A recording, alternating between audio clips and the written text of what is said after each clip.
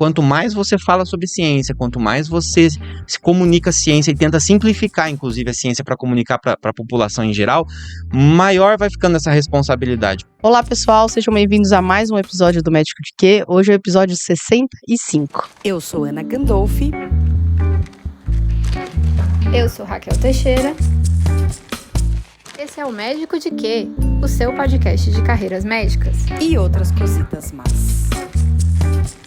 E antes de apresentar o convidado do dia, que provavelmente é quem atraiu vocês para assistir esse episódio, gostaria de pedir para quem estiver vendo no YouTube, deixar o seu like, curtir o nosso canal, se inscrever e compartilhar com os amigos nos grupos de WhatsApp. E quem estiver vendo ou ouvindo no Spotify, também deixar 5 estrelas no nosso conteúdo, se inscrever no nosso canal para que ele chegue em mais pessoas. Então hoje nós estamos aqui com o André Bach. André, obrigada de ter aceitado o nosso convite. O André é um grande divulgador científico, professor universitário, e eu queria que você contasse para o pessoal primeiro quem é o André. Bom, Ana, obrigado pelo convite, eu estou muito feliz de estar aqui, de ter dado certo essa oportunidade, né? Eu sou formado em farmácia, fiz minha graduação na UEL e depois eu fiz lá também meu mestrado, doutorado na área de farmacologia, então foi a grande ênfase, né? Dentro de uma área mais geral de ciências fisiológicas, e desde o mestrado eu trabalho já como docente também, dando aula de farmacologia, que é a minha formação principal, também indo um pouco para toxicologia, e depois de um tempo também fui tendo mais afinidade com a própria divulgação científica, já desde 2016, e desde 2018 acabei indo para a UFR, que é a Federal de Rondonópolis, onde eu atuo hoje como professor adjunto lá, com o curso de medicina, que é o curso principal que eu atuo, mas também atuo com cursos em colaboração. E lá eu comecei também a trabalhar com outras áreas, né, assumi um pouco também da epidemiologia, fui me envolvendo mais com a bioestatística, então essa ideia de trabalhar mais com o pensamento científico veio justamente disso, dessa necessidade de uma divulgação científica mais responsável e de conseguir equilibrar um pouco a ideia da farmacologia, que é muito mecânica em algum sentido, com a parte mais epidemiológica também. Então é mais ou menos por esse caminho que eu sigo. Legal, e você falou de 2016 que você começou na divulgação científica, Isso. então foi bem pré-pandemia.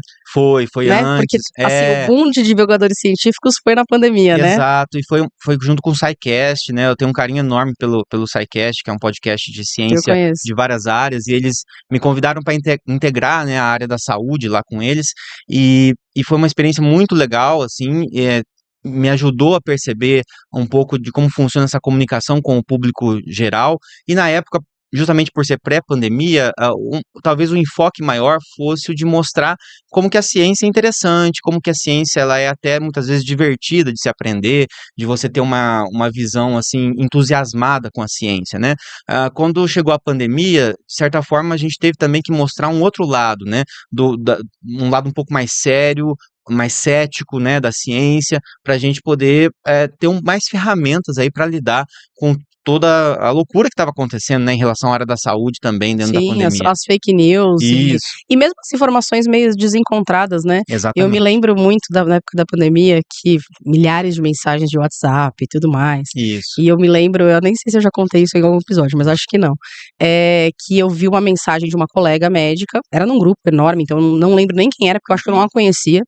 Mas era uma colega médica que mandou assim, porque eles fizeram uma análise, você que mexe com farmácia vai ficar louco, eles fizeram uma análise nos apartamentos próximos ao HC e eles encontraram coronavírus, foi bem no comecinho, lá para abril de 2020, encontraram coronavírus em vários apartamentos perto do HC e tudo mais, assim, mas naquele clima de pânico. Daí eu falei, gente, isso não faz o menor sentido, essa frase não faz o menor sentido, porque eu falei assim, primeiro, você testou outros vírus, né? Porque assim, se você achou coronavírus, você testou influenza, né? Porque você não testou, você sabe a patogenicidade desse, né? Ele tem capacidade de causar doença? Se não, também não. Então assim, isso aqui é uma frase que não leva a lugar nenhum, só gera sensacionalismo e desespero. Isso. E ela mandou num tom de desespero.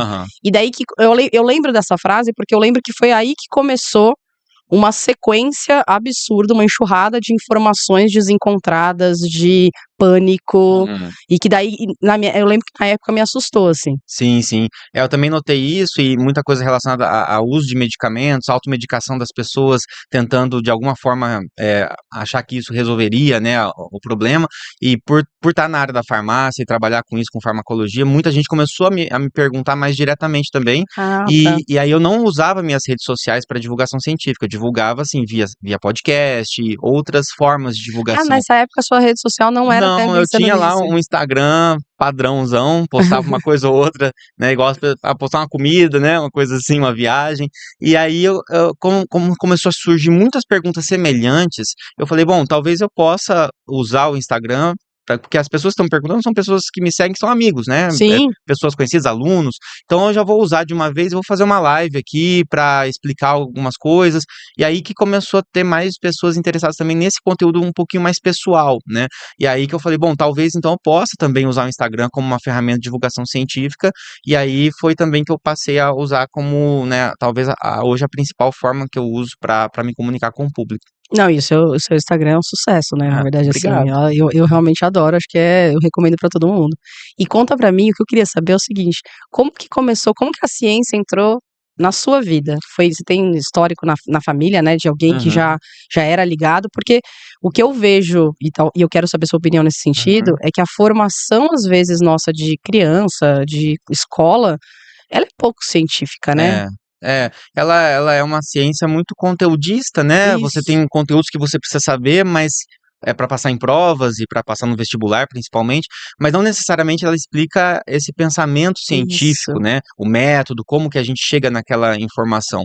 E aí, nesse sentido, assim, eu me interessava já por áreas biológica, um pouco da exatas, química, biologia principalmente, por isso que eu acabei indo fazer farmácia, na verdade, né, porque eu gostava da área da saúde e gostava dessa intersecção entre química e biologia, mas a área acadêmica mesmo, e seguir para a ciência como foco, né, na minha carreira, eu acho que foi um pouco do acaso também, assim. Eu admirava muito os meus professores da universidade, alguns deles, principalmente a professora Estefânia de farmacologia, né, que foi minha orientadora depois no mestrado, doutorado, tenho muita gratidão por ela, e outros professores, né, na área mais técnica ali, de análises clínicas, né, professor Décio que me orientou. Então, assim, muitas pessoas me influenciaram positivamente na docência, né?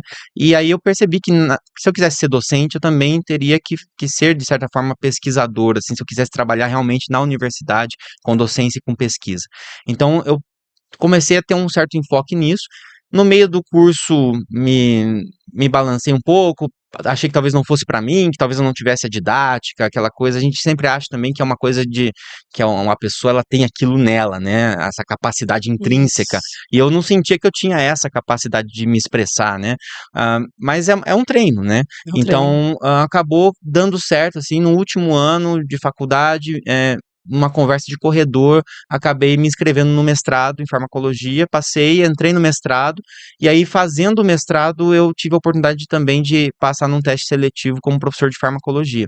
E aí fazendo essas duas atividades, tanto a pesquisa no mestrado quanto dando aula, eu percebi a responsabilidade que era tanto fazer uma pesquisa quanto ensinar alguém, né, dar aula de um conteúdo, e eu precisaria correr atrás disso, porque até então eu era novo, né, tinha ali 23 anos de idade, estava dando aula para pessoas com um pouco menos de idade do que eu, talvez quase a mesma idade que a minha, então eu senti o peso dessa responsabilidade, e aí, quanto mais você fala sobre ciência, quanto mais você se comunica a ciência e tenta simplificar, inclusive, a ciência para comunicar para a população em geral, maior vai ficando essa responsabilidade, porque você pode acabar, ao tentar simplificar algo, transmitindo uma informação errada, né? Ou Exatamente. até, às vezes, incentivando a pessoa. Às vezes, quero fazer um conteúdo sobre um medicamento que eu acho legal a farmacologia.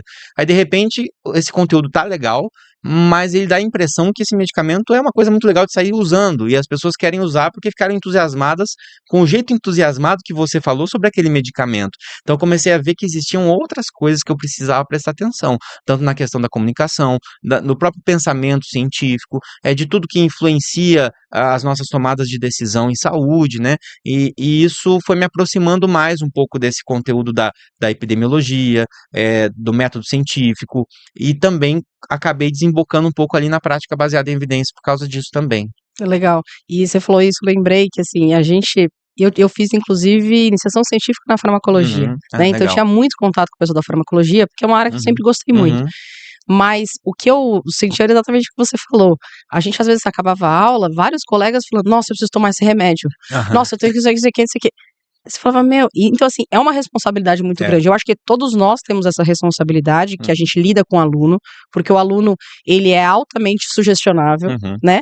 Mas a farmaco é um perigo, assim, extra, né? É, Nesse sentido, porque né? ela tá num momento de um curso, normalmente, que fica ali meio que no meio, ou no Isso. final do começo, em que você já tem uma vivência da parte mais básica, você tá ansioso por uma vivência mais clínica, e a farmaco faz um pouco dessa ponte. Exatamente. Só que a farmaco mais básica, inicial, que é aquela que a gente trabalha mais no começo, ela mostra muito como que os medicamentos funcionam, da onde vêm alguns efeitos adversos, como ele se comporta no organismo, como o nosso organismo lida com ele, mas de uma maneira mais mecanicista. Exatamente. Então, é muito bonito de se ver, assim, não é à toa que eu me apaixonei pela farmaco e amo os mecanismos de ação, mas a partir de um certo ponto, se você não tomar cuidado, inclusive quem estuda muito farmaco, vai ficando um pouco sentindo uma falsa segurança, uma Exatamente. falsa sensação de que você sabe exatamente como o medicamento vai se comportar no organismo de qualquer pessoa, e inclusive começa a fazer inferências a partir do mecanismo. Então fala assim, bom, se essa pessoa tem esse sintoma e se esse medicamento interage nesse receptor que modifica essa via metabólica que tem relação com esse sintoma, então basta ele usar esse medicamento que ele resolve esse problema, como se fosse uma causalidade linear, mecânica, meio que algo que a gente se encantou lá com Isaac Newton, Descartes ali na ciência, mas que depois a gente foi vendo que sistemas muito complexos, como é o organismo humano, e onde a gente tem tantas lacunas que a gente ainda não conhece, tanta variabilidade, a gente não pode depender só de mecanismo, né? Então, eu demorei um pouco para entender isso também, e aí que a epidemiologia foi muito bem-vinda, porque ela dá um balde de água fria em você, Exatamente. com as probabilidades, né? E isso é muito importante de comunicar também. E acho que cai na comunicação científica também da pandemia que você falou, né? Quando a gente fala que uma vacina protege, a noção que a gente tinha antes era muito dicotômica. A Sim. vacina protege ou não protege, né? Uma vacina, ela funciona ou não funciona? E depois a gente passa a ter que transmitir uma noção probabilística de que medicamentos, vacinas, seja o que for, são intervenções que reduzem riscos, reduzem probabilidades de desfechos, e é muito mais difícil comunicar isso do que falar funciona ou não funciona, né? Não, sem dúvida, até porque as pessoas não só elas têm dificuldade de entender a questão de ser probabilístico, quanto é incômodo, né? As pessoas querem um on-off em tudo na vida, as pessoas querem um A on-off. gente mesmo, né, quer, a gente Exatamente. fica torcendo para ter uma coisa simples e fácil e determinista, né? É assim e pronto, se eu fizer isso vai dar certo e garantia, né? Exatamente, eu atendi uma vez um paciente bem ansioso e não tinha nada muito grave, e daí eu fui explicando, daí no final ele falou assim, então eu posso ficar 100% tranquilo que eu não vou ter nada, tipo, no futuro, daí eu, olha, não, mas assim como eu não posso garantir pra você, eu não posso garantir pra mim, mas é uma coisa que deixa as pessoas desconfortáveis, né? Então, muitas vezes, eu acho que não é só uma questão da pessoa não conseguir entender, porque acho que boa parte das pessoas consegue entender. Sim. Mas é desconfortável, né? Ela tira a gente desconfortável, a gente parece que não consegue se acomodar, né? Enquanto você não tem esse desfecho bem determinado ali. Então, conviver com essa incerteza é um desafio, né? Tanto para a ciência, e a ciência se apoia totalmente nisso, né? A gente depende de um monte de cálculos que a gente faz estatisticamente lá, para poder mostrar o tamanho dessa incerteza, né? Exatamente. E na área da saúde, todos os profissionais de saúde convivem com essa incerteza e os pacientes também. Agora, como conciliar essa incerteza ao mesmo tempo com uma certa segurança naquilo que você está fazendo que é o grande desafio, né? Exatamente. E é bom a gente falar sobre isso, porque tem muitos alunos que escutam a gente, alunos de medicina. E eles têm as incertezas deles, e até, principalmente os alunos que já estão mais no final, quinto, sexto ano, tem aquela angústia da incerteza, porque daí eles começam a se dar conta da incerteza e eles têm aquela angústia. Eles têm que entender que a gente também tem as nossas incertezas, né? O que a gente tem que fazer é estar continuamente estudando também, porque isso é importante, para também a gente não querer resolver as coisas por soluções mágicas, né? Quanto mais a gente estuda, mais a gente percebe de fato essas incertezas, né? E isso torna a gente mais responsável frente às tomadas de decisão. E é isso que traz segurança, na minha visão, para o tratamento. É ter noção de que é incerto e, graças a essa noção, você toma os cuidados adequados para evitar problemas piores, né? Sim, sem dúvida. E eu vou até puxar um gancho aqui para perguntar para você, porque você tem um livro maravilhoso, que afinal aqui é Ciência, que inclusive eu já recomendei em outro Legal, episódio aqui, obrigado. e é maravilhoso. E eu até comentei com você, eu falei, eu gostaria de ter lido isso, sei lá, quando eu tava no primeiro colegial, Uhum, né? aham, Porque eu acho que muda muito a sua visão de mundo, na verdade. E daí o que eu queria perguntar para você é, você acha que existe você que lida com educação, aham. você acha que existe alguma forma da gente talvez não mudar necessariamente o que a gente ensina e como a gente ensina, mas a gente tentar trazer o aluno Uhum, mais para um raciocínio, porque assim, hoje, eu que tenho filho pequeno, a gente tem algumas mudanças no estilo de ensino, ainda bem, né, uhum, que fica um ensino mais prático, aquele uhum, ensino mais baseado em raciocínio científico, da uhum, criança fazer uma experimentação na prática, uhum, né, por exemplo, de uma fórmula da física, alguma coisa uhum, assim. Mas isso são crianças de, sei lá, 7, 8 anos, aham. né? Aquela pessoa que já tá aí com 18, 19, que vai entrar na faculdade, como que a gente conseguiria, você tem alguma ideia de como fazer isso, assim? Eu acho que é legal você citar essa questão do livro, né, de que gostaria de ter lido antes, porque foi essa a motivação de eu escrever esse livro, né, foi justamente por demorar tanto para me deparar com determinadas reflexões sobre ciência, que para mim já deveriam estar dentro do sistema acadêmico desde a infância, mas principalmente durante o ensino médio, a graduação, ali onde você teria capacidade, né, de refletir mais sobre isso. A gente às vezes passa batido sobre isso, né? Muitas vezes as disciplinas de metodologia científica dão muita ênfase na forma, né? Então, a norma da BNT, né? Esse tipo de Isso. coisa que é algo muito formal, que é importante ter a forma, mas mais importante do que a forma é o método de fato, né? E as limitações do método. Então, a gente fala muito sobre potencial da ciência, mas a gente não fala sobre as limitações de cada método e até onde a gente consegue inferir sobre aquilo que a gente encontra, né? E eu acho que eu tentei trazer isso um pouco no livro, justamente para isso, para que possa ser um despertar para algumas questões. Ele é um livro pequeno e simples de ser lido, justamente porque eu não queria que fosse algo denso, coisas densas já tem bastante a respeito desse tema. Eu queria que fosse um pontapé inicial, para que as pessoas se deparassem com pequenos trechos de reflexões ali, de temas, tópicos, que depois ela pode pôr uma pulguinha atrás da orelha e depois correr atrás para se aprofundar um pouco mais, a diferença do que é um ceticismo, o que é negacionismo, o que fake news, o que é pseudociência, né? Esse tipo de noção e principalmente como que o pensamento científico ele é construído.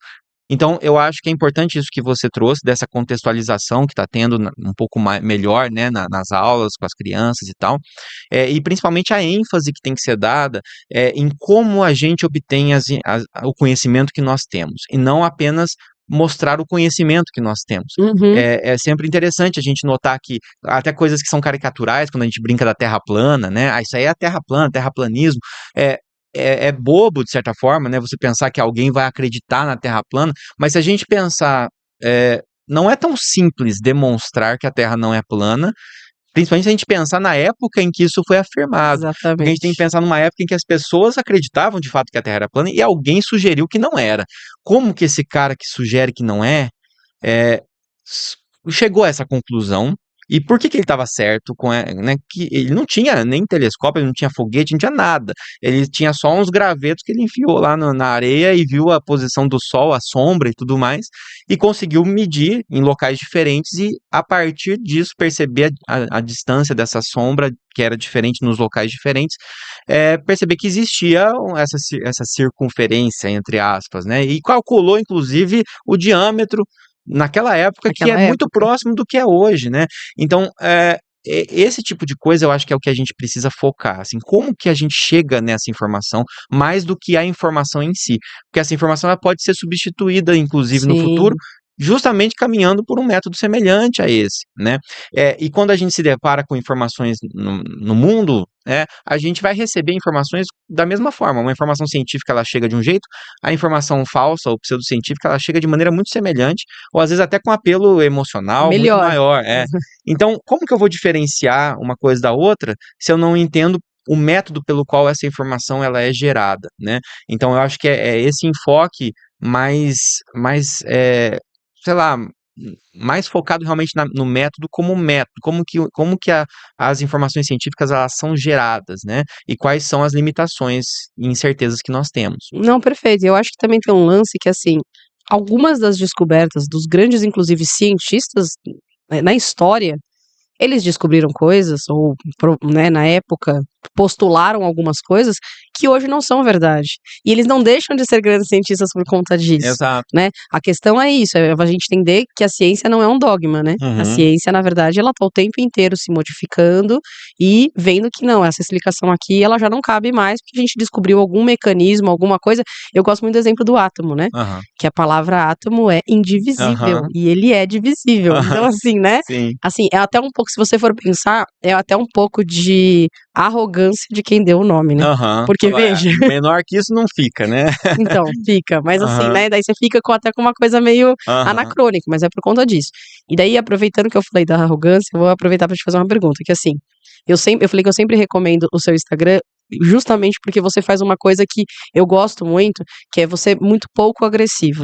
A gente tem muitos divulgadores científicos grandes e que fazem um trabalho muito bom, mas é difícil, pelo menos pra mim, tá? Que tô avaliando de fora. É difícil a pessoa não cair na arrogância. É difícil a pessoa não ser, às vezes, quase que agressiva. E daí, fica uma coisa assim, a questão é, quem que você vai conseguir atingir? Na minha visão, e a gente até já conversou sobre isso, assim, você vai atingir muito mais pessoas se você for menos agressivo. Se você não quase chamar a pessoa que acreditou naquilo que você tá postulando de burro, né? Senão você não vai atingir. Então a questão é você saber se você quer viralizar, né? E porque assim, se você chamar de burro, você vai viralizar mais rápido.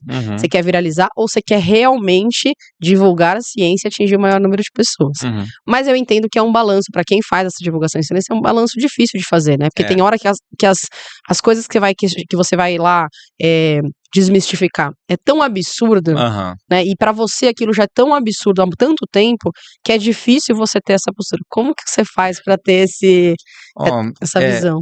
Eu acho assim, às vezes eu até acho que eu às vezes pego pesado em algumas situações, mas eu tento sempre mirar quando eu vou ter algum grau de agressividade, entre aspas, né? Mas quando eu vou bater em algo, digamos assim, eu tento sempre bater em quem está propagando algo negativo ou falso, né? Em quem está influenciando outras pessoas negativamente. Nunca na pessoa que consome o conteúdo. Isso, exatamente. Então, a ideia não é criticar quem é vítima, muitas vezes, desse ecossistema, mas sim criticar quem promove isso, né? Eu sempre vejo pessoas dando um peso meio semelhante, né? Porque se não tiver quem consuma, não tem também o picareta. Mas não é bem assim. O picareta, ele tá se aproveitando de vulnerabilidades que são estruturais no nosso sistema e são múltiplas, né? Então, por isso que eu sempre vou bater em quem propaga e não em quem consome, né? Então, talvez por isso essa visão de que não pareça tão arrogante ali, né? Então, eu tento mais promover o pensamento científico, né, que é a tentativa que eu fiz com a Final, que é ciência, né, de fornecer ferramentas para que as pessoas, eu não gosto muito dessa ideia paternalista que a gente tem às vezes de ter que dizer para as pessoas o que é bom e o que não é, né, mas é lógico, nós estamos no papel de profissional de saúde, cada um nas suas áreas, né, você na sua própria área também, e até com o podcast aqui, tentando desmistificar assuntos, né, e mostrar, isso aqui é um caminho mais interessante, isso aqui é um caminho que tem que ser evitado na ciência, isso aqui.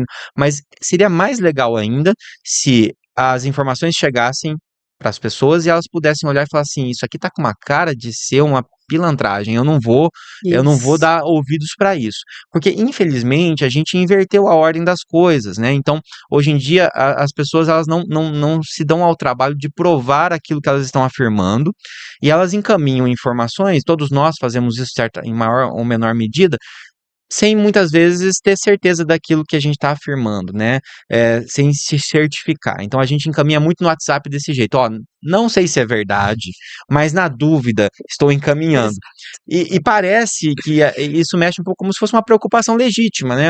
Eu não sei se isso aqui é verdade, mas você que trabalha com isso, melhor você se preocupar, né? Porque pode ser que aconteça ali uma coisa. Então, só que no fim das contas a gente está favorecendo esse ecossistema, que se perpetua justamente na falta de checagem dessa informação. Então, a pessoa que afirma deveria ser a responsável por afirmar Isso. só o que é adequado. Mas como a gente não vê esse compromisso, pelo contrário, muita gente se beneficia de afirmar coisas sem provas, porque na verdade elas se beneficiam dessa notícia falsa, Do clique, né? do clique, né? Quem recebe a informação acaba ficando com uma responsabilidade extra de filtrar. E é muito difícil, porque a gente recebe informação o dia inteiro, então como é que eu vou todo momento filtrar toda essa informação? Então, pelo menos se eu conseguir, de certa forma, transmitir algumas ferramentas básicas que podem ajudar a fazer uma filtragem inicial, não vai conseguir analisar uma coisa muito específica, mas você olhar, putz, esse discurso tem características que caminham para algo pseudocientífico, para algo que é uma picaretagem. Se eu já conseguir ter um pouco dessa ferramenta e já rejeitar de cara, eu já vou ter cumprido meu papel. Então, por isso que eu tento, mais do que ficar falando isso aqui funciona, isso aqui não funciona, isso aqui funciona, isso aqui não funciona, eu tento mostrar quais são as características de uma informação falsa, quais são as características de uma informação verdadeira. Então, eu tento ir mais por esse caminho e até né, o outro livro, que é o Manual do Picareta, que daí já é um livro que puxa mais, é um pouco mais agressivo, mas ele é batendo também na picaretagem. Então, não é um livro dizendo isso funciona, isso não funciona, isso é picaretagem, isso não é. É um livro falando assim, esse é o comportamento típico de uma pessoa que está tentando te vender um tratamento falso. Uhum. Essas são as características. Mas eu faço daí de uma maneira sarcástica, irônica, puxo um pouquinho pro É que humor, tá aqui, para ó, tentar o deixar Manual do leve, Picareta, né? pra quem quiser, né? É isso Então, aí.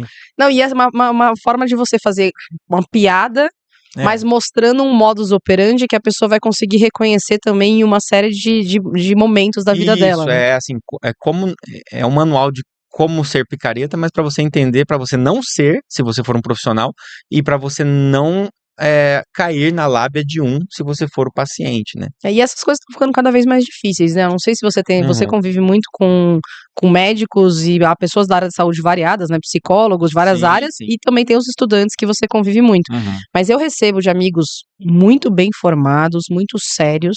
Eu recebo, às vezes, alguma coisa, as coisas que são de neuro, né? Sim. Neuro-like, eu recebo falando assim: o que você acha disso aqui?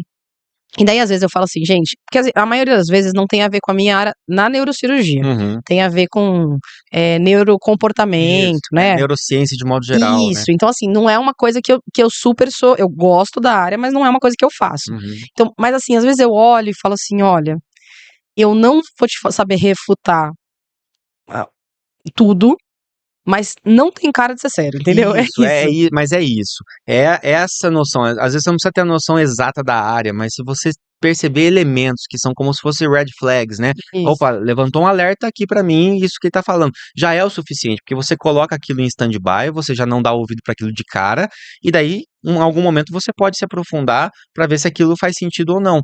Então, é bom que a gente consiga ter, como se a gente colocasse em quarentena alguns conteúdos assim. Isso. Eu não posso afirmar que isso aqui é uma besteira completa, porque eu não sou dessa área, mas tem elementos nesse discurso que me deixam desconfiados. Vou deixar isso aqui em stand-by, em algum momento, se eu me interessar por isso, eu vou lá e vou olhar com mais profundidade, ao invés de Exatamente. simplesmente aceitar essa informação e, pior, já transmitir para outra pessoa, né? Exatamente. E alimentar esse ecossistema, né? Exatamente. Eu tenho até, eu lembrei recentemente uma amiga falou assim pra mim, eu tô fazendo um tratamento, não sei o quê, que putz, eu fiquei ótima, Eu acho que não sei se você já ouviu falar, porque não é muito a sua área, mas é um tratamento com metabolômica, não sei se você já ouviu falar. Daí eu pensei, eu já ouvi falar, mas certamente não é o que você tá fazendo, Aham. né? Porque é uma coisa muito Isso. experimental ainda. E que, assim, a gente estuda isso para microambiente de tumores e tudo mais. Então, assim, certamente ela não tá fazendo um tratamento da metabolômica. É alguém que tá usando, provavelmente, essa roupagem, nomenclatura, né? Assim como veio o ortomolecular, ou enfim, todos os outros aí, o quântico, mesmo o integrativo, que acabou, Aham. até teve um momento que era algo mais sério e depois, né, caiu, Aham. banalizou. Uhum. Pra dar uma outra roupagem e cobrar mais caro, talvez, não sei. Eu nem sei, nem Isso, quis perguntar, porque assim. E dá uma certa autoridade também, né? Isso, Você fala um exatamente. termo que tá, às vezes, em alta em situação de pesquisa, e de repente você tá usando esse termo na clínica também, e traz uma ideia de que, pô, essa pessoa tá fazendo um tratamento de ponta, né? Negócio, novidade no mercado, e com um termo que é difícil de você entender, porque como a gente fala pouco sobre isso, né? Um termo que é meio novo, né? Isso. As pessoas também não têm noção muito do que é isso, então, eu vou acreditar acreditar, porque uma pessoa com formação tá me falando isso, né? Exatamente. E você falou, eu gostei muito que você falou, né, de você ensinar o raciocínio e não ficar falando isso é certo, isso é errado, que daí você ajuda a pessoa a fazer isso sem a sua presença, né? Aham. Que esse, na minha visão, é o grande papel do professor, né? Eu sempre falo isso, falo, gente, o bom professor, ele tem que ser aquela pessoa que ele te doutrina, né? Na verdade, nem doutrina, na verdade, ele te cria pra você conseguir responder as coisas sem ele estar presente, né? Isso. Porque senão ele não é um bom professor, É, né? eu tento usar um termo assim, que é uma educação para a ciência emancipatória, né? Que as pessoas Isso. tenham essa autonomia, uma autonomia verdadeira, realmente, porque ela está consciente daquilo, e não uma autonomia que a gente garante, mas ela é no papel, a gente fala uma autonomia formal, né? Todo mundo tem direito de fazer suas escolhas, e pronto, você garante o direito de escolha. Isso é autonomia, mas talvez não seja tão autônomo assim, se as pessoas que estão fazendo escolha, elas não estão fazendo escolhas informadas, elas não estão tendo a noção do cenário completo daquilo, elas estão vulneráveis e estão. Então, será que é autonomia mesmo, né? Como que a gente garante uma autonomia mais substancial, que a pessoa realmente é palpável para aquela pessoa, para o contexto daquela pessoa, né? E cada pessoa tem contextos diferentes que tornam elas vulneráveis a questões diferentes. Todos Claro. nós temos as nossas vulnerabilidades, né? Não, e isso é importante. Eu sempre falo, até, enfim, como eu sou cirurgiã, eu acabo ensinando os residentes, por exemplo, a operar. Isso. E eu sempre falo pra eles, o trabalho manual de operar, eu consigo ensinar qualquer pessoa a fazer. Não precisa nem ter formação médica, não precisa nem ter curso superior, tá? Aliás, alguns trabalhos manuais, a pessoa que não tem curso superior vai se dar muito melhor, inclusive. A questão é você raciocinar na hora que acontece alguma coisa ali, um sangramento, não sei o quê, como que você vai fazer. E eu quero que você crie esse raciocínio, porque não adianta eu fazer pra você nessa hora, porque a hora que você estiver sozinho, você não vai conseguir fazer. E não adianta você mostrar só casos específicos, né? Porque em algum momento vai aparecer um caso que é diferente, aquela situação é diferente, Que sempre vai ser diferente, na verdade, mas né? o raciocínio básico para aquilo, Exato. a pessoa tem a ferramenta para tomar decisão na hora que acontece, né? E me conta, justamente por conta desse tema, como que é a receptividade dos alunos a esse ensino mesmo do raciocínio crítico? Eles vêm te dar um retorno do tipo, putz, nunca tinha pensado sobre isso, como que funciona? É muito legal, assim, eu acho que todo aluno está apto, né, a desenvolver esse tipo de coisa. Eu acho que a gente tem que começar a inserir isso mais na universidade, né? Eu tenho trabalhado com a disciplina, com um módulo que envolve epidemiologia, bioestatística, e uma das coisas que eu passei a fazer é entregar para os alunos no começo ou no meio da disciplina um artigo científico para um grupo, assim, um artigo que eu escolho, mas é um artigo que tem falhas, mas que ao mesmo tempo fez muito sucesso. Então, um artigo que ficou em alta, que as pessoas compartilharam, que virou notícia, como se fosse uma verdade, aquela conclusão, mas ele tem vários problemas graves estruturais ali. E eu entrego isso para os grupos e ao longo da disciplina eu vou dando as aulas e vou pedindo para eles relerem esse artigo várias vezes para tentarem identificar as falhas e ao final eles apresentam um seminário de crítica ao artigo. Então eles têm que ler o artigo, mostrar o que o artigo tem, o que os autores quiseram mostrar, mas depois de fazer isso, eles têm que falar assim, olha, isso aqui os autores fizeram certo, isso aqui eles fizeram errado, e isso aqui ele não poderia ter afirmado desse jeito, ele teria que ter feito uma afirmação muito mais modesta. Então são esse tipo de coisa, eu acho que é muito legal, porque tira um pouco a gente dessa zona de conforto, e essa ideia de que qualquer artigo científico, ele é confiável porque ele é um artigo publicado, né? Exato. E a gente vem um pouco com essa ideia quando a gente entra na faculdade, a gente fala, poxa, esse é um ecossistema científico, né? E a gente faz muitas vezes clube de leituras de artigos, que são muito legais, mas normalmente nesses clubes você tem um orientador que escolhe artigos que são muito pertinentes para a área, e aí dá para um aluno, o aluno apresenta aquele artigo para os outros conhecerem e discutirem um tema. E apresenta como se fosse verdade, né? Esse é o grande lance. Então, basicamente, traduz o artigo para os colegas, né? O que é legal para discutir os métodos, os artigos importantes, referência numa área, mas não ensina muito a gente a questionar esses artigos, né? Eles vêm como uma verdade, eu estou aprendendo pelo artigo, estou transmitindo, mas eu tenho que dialogar com esse artigo, né? Será que eu estou apto a olhar e falar, não, eu discordo do que esse cara está falando aqui, do que ele fez, não poderia ter falado isso, né? E isso é um treino que requer muito tempo e acho que é eterno, na verdade, né? A gente continua fazendo isso. E isso é uma coisa que eu tenho tentado colocar dentro do ambiente da universidade, ao invés de ser apenas o conteúdo clássico de epidêmio, que é importantíssimo, que vai dar a base para entender tudo isso, mas também fazer um pouquinho mais aplicado, porque eu vejo que a maioria dos meus alunos, eles não vão ser pesquisadores. Na medicina, né, normalmente os alunos eles vão ser médicos ali que vão atuar na área e vão ser consumidores de artigos científicos e de ciência, e vão ser tradutores disso na prática Isso. clínica, né? Esse é o grande lance. E individualizadores de evidência científica na prática clínica, que é um super desafio, né? Você pegar uma evidência científica, por melhor que ela seja, que foi feita no ensaio clínico com uma característica X e entregar isso para um paciente que está na sua frente, que tem características completamente diferentes, tem comorbidades, toma medicamento, é um mundo real ali, né? Não, eu acho que isso aí que você falou é importante, porque é isso, a pessoa, você tá formando provavelmente médicos que vão ser assistenciais, né? A maior parte deles vai trabalhar na assistência, Uhum, mas eles vão ser formadores de opinião. sim. Mesmo que não seja formador de opinião, porque ele não vai ser um grande nome naquela comunidade específica da sub-área que ele fez, mas ele vai ser dentro da comunidade dele, né? Sim. A gente sabe que a gente tem esse papel. E na saúde, então, porque assim, E pode pros ser no bairro dele, Pros pacientes, nos porque pacientes, exatamente. com certeza, eu posso falar uma coisa no meu Instagram, mas e aí você tem um paciente seu que acompanha meu Instagram e eu falo uma coisa. Se você falar ao contrário do que eu falei, ele vai confiar em você, não em mim.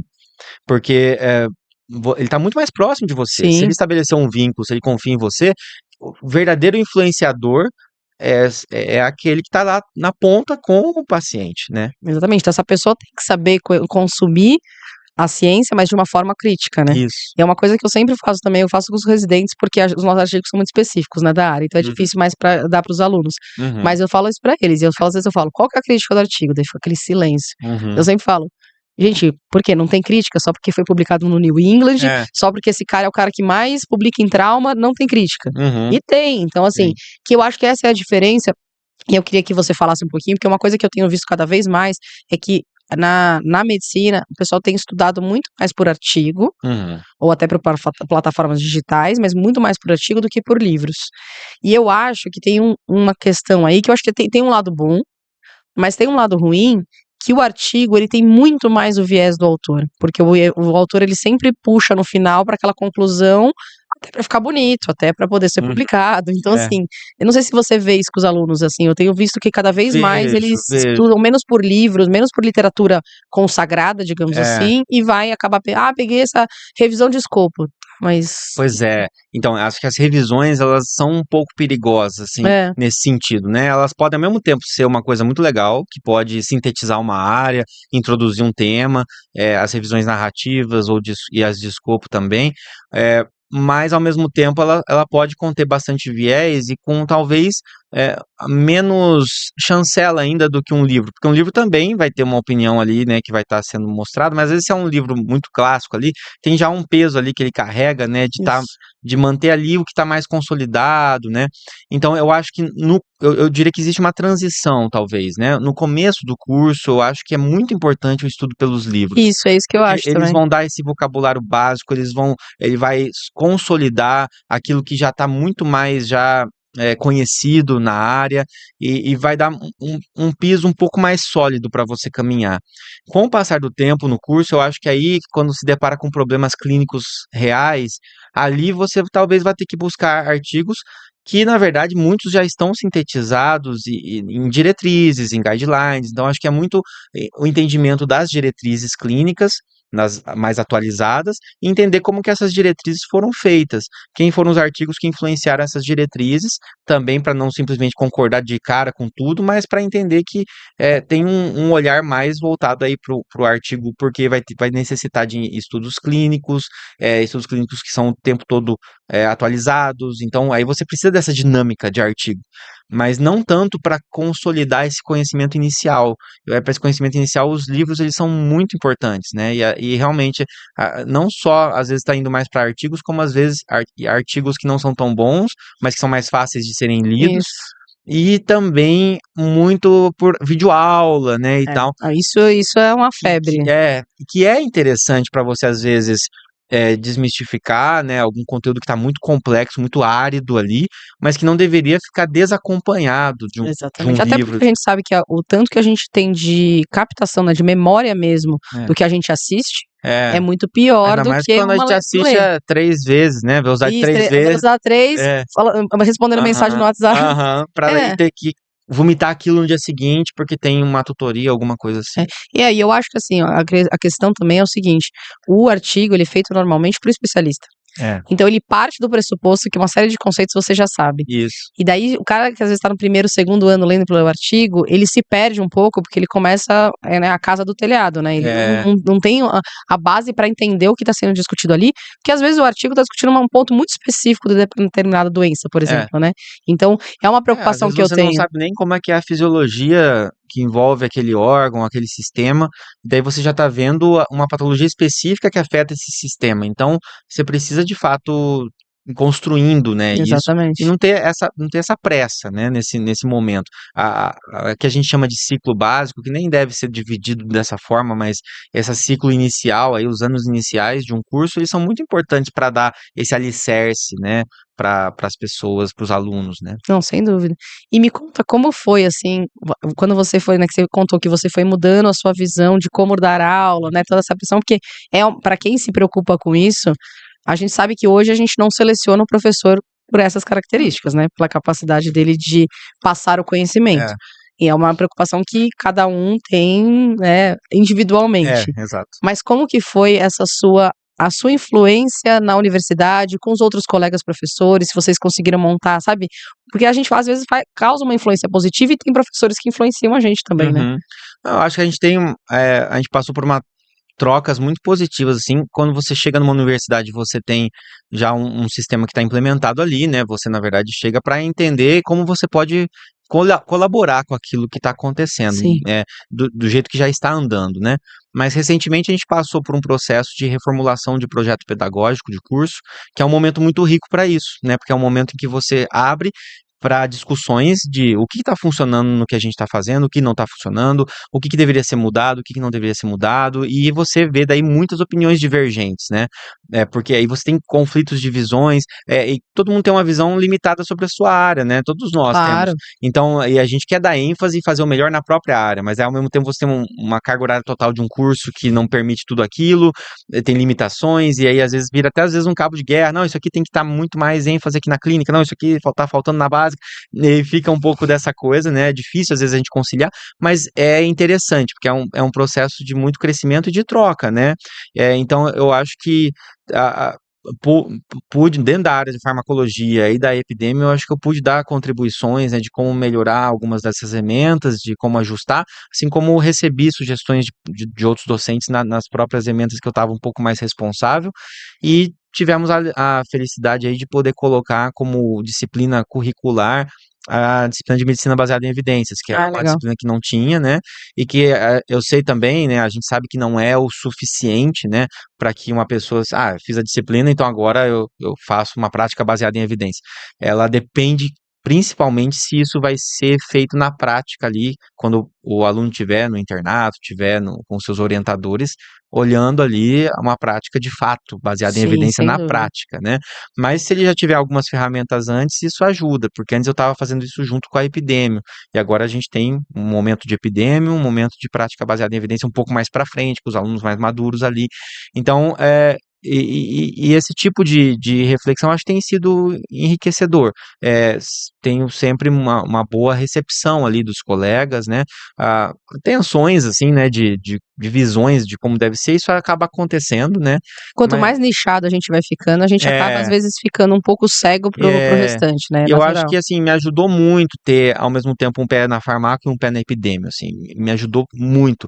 Eu tinha uma outra visão de mundo e essa transição com a epidemia, eu fiquei pensando assim, por que que eu não aprendi epidemio antes, assim? Por que que na graduação eu olhei para epidemia e falei, isso aqui é chato, não quero Nossa, nem me aprender, fala, eu né? detestava epidemia na Então, faculdade. porque parecia às vezes meio descontextualizado, né? Isso. E principalmente com a estatística, que ainda foi, né, ainda sem contexto também, e hoje eu tento também contextualizar mais, então a epidemia junto com a estatística, mas não a estatística pensando, você tem que aí ficar calculando, né, o desvio padrão, decorando a fórmula, o desvio padrão. Isso. Não, é assim, o que que significa isso? Por que que às vezes você vê um valor expresso com média de desvio padrão? Por que que às vezes você vê expresso em mediana? O que que isso influencia no que eu vou entender do artigo? Quais testes são mais adequados para responder uma determinada pergunta ali com os dados que eu tenho, né? Então eu tento deixar isso mais contextualizado para depois isso ser útil de fato, né? Tentar de alguma forma isso ser útil. Então eu acho que a gente tem feito um caminho bacana nesse sentido, né? Então, Legal. melhorando. Eu acho que sim, esse negócio eu não sou uma pessoa super otimista, tá? Aham. Mas eu tenho, em relação à medicina baseada em evidência, eu acho que a gente tem avançado muito, sabe? Eu acho. Eu me lembro que eu tinha uma disciplina de medicina baseada em evidência na graduação, que se eu não me engano era no 4º ano. O meu 4º ano foi 2016, não, 2016, 2006. Uhum. E eu lembro que a gente tinha, mas era uma coisa super incipiente, assim. Eu lembro que começou, sei lá, 3 anos antes, sei lá, então talvez tenha começado em 2004, 2003, alguma coisa assim. E ela vem crescendo cada vez mais. E hoje a gente já tá num ponto que, claro, né, quase 20 anos depois, mas a gente já tá num ponto que os alunos trazem muitos conceitos. Então, às vezes, você tá com um aluno ali do internato e ele fala assim, doutora, mas tem evidência pra isso? Aham. E daí, você fala, não, e ele começa às vezes a discutir, eles têm uma noção muito melhor do que eu tinha no mesmo ponto que ele tá da graduação.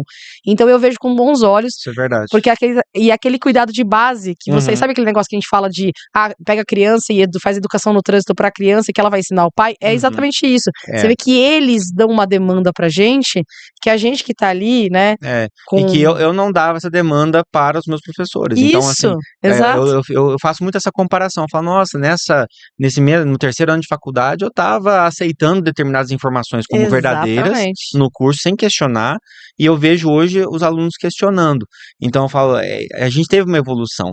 Por mais que a gente, às vezes, fique apegado, né, assim, não é mais do jeito que era quando eu me formei, né, tem muito... É que, às vezes, o que acontece é que tem uma formação, aumentou muito, né, o número de pessoas formadas, então, é claro que você vai ver muito mais também um número maior de profissionais mal formados também. Não, isso não tem jeito. Mas, ao mesmo tempo, os profissionais bem formados, eles estão mais bem formados, na Eu minha acho visão, do também. que eu fui formado. Porque eu vejo essas pessoas. É claro que vai ter um monte de profissional ruim, mas os que são bons são muito bons. Tem pessoas ali que estão na graduação, ou terminando a graduação, que saem com uma visão, assim, da medicina muito legal, assim, que eu aprendo muito, inclusive. Eu também tenho exatamente a sensação. Os bem formados, eles estão melhor formados do que os bem formados de 20 anos atrás. Eu concordo plenamente. E como que surgiu o André escritor? Então, em que momento que pois veio isso? Você tem quantos livros atualmente? Tem acho que uns 4 ou 5, assim, dependendo do que. Uma coisa ou outra eu nem considero um livro, assim, mas eu acho que são realmente livros que eu escrevi ali mais formalmente, foram uns 5 livros aí. Mas começou, na verdade, com uma proposta de fazer um livro sobre caso clínico de farmacologia, que eu recebi da editora, mais um livro basicão de casos clínicos. Então, juntei várias pessoas, tanto da área da farma, era um livro de casos clínicos que tivesse o componente de farmacologia. Então, a ideia era aprender farmacologia através de casos clínicos. E aí foi um livro que eu organizei, escrevi boa parte dos casos, mas foi em conjunto com mais 9 autores, né? Então, foi um livro que foi mais uma coordenação de vários autores ali para conseguir fazer esse livro. Chamava 50 casos clínicos em farmacologia. Mas daí você recebeu um convite da editora. Então a Foi. editora chegou em você. Isso, foi um convite. Na verdade, foi um diálogo com a editora, foi interessante. Eu tinha consumido um livro da editora, tinha identificado, era um livro de questões, eu estava estudando para concursos, essas coisas assim. E aí, nas outras áreas, eu estava fazendo as questões. Quando chegou na área de farmaco, eu fiz as questões de farmaco e falei assim: isso aqui podia estar melhor, essa questão aqui. Eu vou mandar um e-mail falando assim: ó, isso aqui Entendi. podia ajustar, teve um errinho aqui, teve uma duplicação de questão. Então, eu fui fazer alguma coisa, foi um approach desse jeito. E a editora falou assim: legal saber que você é da farmácia, a gente tá organizando uns livros assim, talvez tenha relação com o que você faz. Daí eu falei: interessante, acabou tendo esse contato, né? E aí, fiz esse livro, e esse livro, depois ele acabou a tiragem, a gente não fez uma segunda edição, mas foi muito bacana a experiência editorial de como fazer um livro voltado para alunos, né, para a área da saúde, não era para a população geral. Depois, com base nessa experiência de casos clínicos, eu tinha essa vontade de escrever um livro de casos clínicos, mas que fosse voltado para casos famosos de intoxicação, sim, né? E não só intoxicação, mas de doenças e tal, pessoas que morreram, mas que eram famosas e ficaram famosas na mídia, e que ficou um monte de teoria da conspiração em cima e tal, e eu queria desmistificar esses casos, mas aproveitar esses casos para mostrar a toxicologia farmacologia, fisiologia por trás do que estava acontecendo. Que é super interessante, Super né, legal, assim. porque você vê que chamava atenção, né, quando eu falava isso com os alunos e tal. Então, eu estava já há muito tempo coletando informações, né, tanto da mídia quanto quando você tem acesso aos atestados e as questões, documentos médicos, né, quando foram liberados publicamente, fui atrás de tudo isso, já tinha bastante esse conteúdo, e aí a gente escreveu esse livro, que era o Desafios Toxicológicos. Esse eu escrevi realmente a parte técnica inteira, mas convidei colegas que ilustraram o livro, um colega biomédico tatuador ilustrou o livro, outro colega farmacêutico fez as ilustrações internas dos esquemas, um colega jornalista fez a biografia de cada artista. Então a que gente quis legal. fazer um negócio bem cuidadoso, né? E saiu esse livro, que é o Desafios Toxicológicos. E aí foi muito legal, porque pessoas que não são da área queriam comprar, mas é um livro bem técnico, né? Sim. Mas elas queriam comprar porque falava do famoso, do né? famoso. E alguns até me deram esse feedback, mas eu tinha uma coluna ao mesmo tempo na rádio lá da UEL, que era uma coluna que eu falava disso mais para o público geral, né? E também era um pouco de alerta sobre automedicação, era um pouco nesse sentido. Então eram voltados para a área técnica, né, assim. Depois, com a pandemia, eu comecei a voltar minhas redes sociais mais para divulgação científica, e eu percebi que muitas coisas que eu estava falando, também eu estava ali pincelando tópicos que eram justamente aqueles tópicos que eu demorei muito na minha vida acadêmica para me deparar, né, como filosofia da ciência um pouquinho mais aprofundada, a questão da ciência, pseudociência e tudo mais, e eu falei assim, bom, eu tô aqui já falando sobre isso, 2020, e eu já estou produzindo esses conteúdos, eu acho que seria legal organizar isso, porque eu encontrei essas informações de maneira muito desorganizada, muito fragmentada, não desorganizada, mas fragmentada. Demorou muito para eu conseguir organizar isso na minha cabeça e ter uma visão do que é o pensamento científico. Então, em 2020, eu comecei também a pegar, além de fazer esses conteúdos no Instagram, a organizar essas ideias, um rascunho, né? Rabiscar essas ideias.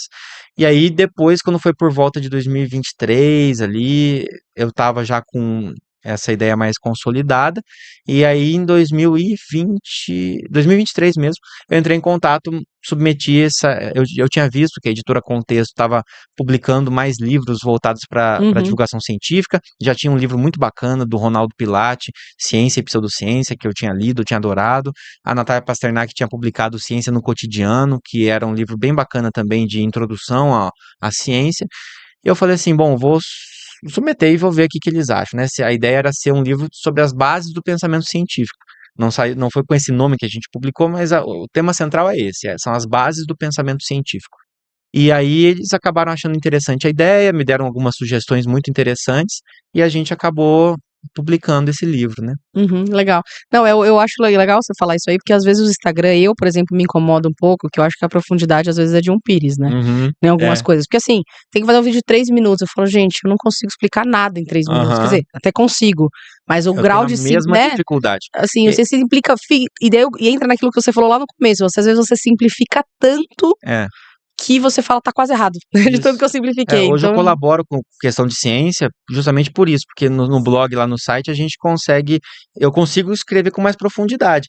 Eu tenho a mesma dificuldade, eu tenho medo de soar reducionista e essa mensagem ser transmitida de maneira inadequada. Exatamente. Então, acaba limitando os tópicos que eu me atrevo a falar em tão pouco tempo, né? Eu imagino, né, neurocirurgia já é um negócio super nichado, e daí eu vou falar, eu tenho esse problema, e daí, querendo ou não, o livro, ele consolida, né? Isso, ele é uma coisa muito mais liberdade. E muito mais profundidade, né? Então eu sou suspeita, porque quando as pessoas, qualquer coisa que as pessoas falam, esses dias eu fui pedir uma dica pra um amigo meu de storytelling. Falei, me indica. Falei, mas não me indica um curso, me indica um livro, por favor, porque assim, eu não quero fazer um curso, eu não quero ficar vendo vídeo, eu quero um livro. Daí ele falou, nossa, você é estranho. Eu falei, sim, sou. Eu sou assim também. Mas André, foi um prazer enorme te receber aqui. O prazer foi meu, obrado. Deixa as suas redes sociais aí pra quem não te segue. Tá certo. Bom, minhas redes sociais, o Instagram é onde eu acabo atuando mais, é @bac.andré, BACCHI.andré, e de lá tem um link lá da bio que dá acesso a todo o resto dos materiais, então acho que fica mais fácil chegar pelo Instagram e depois se distribuir para outros materiais. Foi um prazer enorme te receber. Prazer foi meu. Para quem ficou até aqui, deixa o seu like nesse vídeo, deixa as 5 estrelas no conteúdo. Se vocês gostarem, indiquem para os amigos. Se vocês não gostarem, indiquem para os inimigos. E até a próxima.